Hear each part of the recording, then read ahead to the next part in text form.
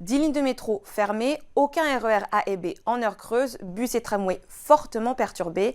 Bref, vous l'aurez compris, la journée de vendredi risque d'être très compliquée à Paris.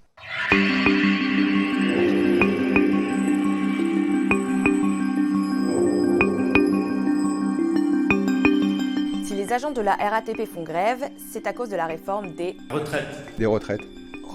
Alors que le gouvernement veut mettre fin aux 42 régimes spéciaux pour mettre en place un système de retraite universel, les agents de la RATP qui, eux, bénéficient d'un régime spécial, contestent cette réforme car elle pourrait leur faire perdre des droits. On change les règles en cours de jeu. Voilà, nous, on est rentré dans l'entreprise en se disant bon, on n'aura pas un gros salaire, on a des conditions de travail difficiles, mais on a l'avantage de partir un peu plus tôt.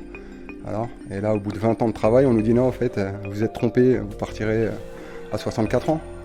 Voilà, je vous laisse imaginer un chauffeur de bus en circulation en banlieue ou sur Paris à 64 ans. Aujourd'hui, un agent de la RATP part à la retraite en moyenne vers 55 ans.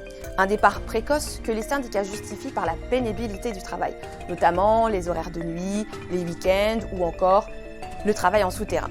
Sauf qu'avec la réforme, les salariés pourraient être amenés à partir à la retraite à 62 ans, voire 64 ans. Là, ce qui est annoncé, c'est une baisse sur les pensions, purement et simplement. Autre sujet d'inquiétude, le changement des règles de calcul de leur pension de retraite. Pour l'instant, celle-ci est basée sur les 6 derniers mois de salaire, autrement dit les plus élevés. Et les salariés peuvent percevoir jusqu'à 75% au maximum.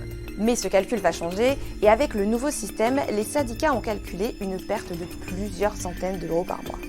Ce vendredi, il devrait y avoir près de 100% de grévistes d'après les syndicats. La dernière fois qu'on a vu une grève de cette ampleur, c'était en octobre 2007 et elle était déjà contre une réforme des régimes spéciaux de retraite. Une réforme voulue par Nicolas Sarkozy, président à l'époque.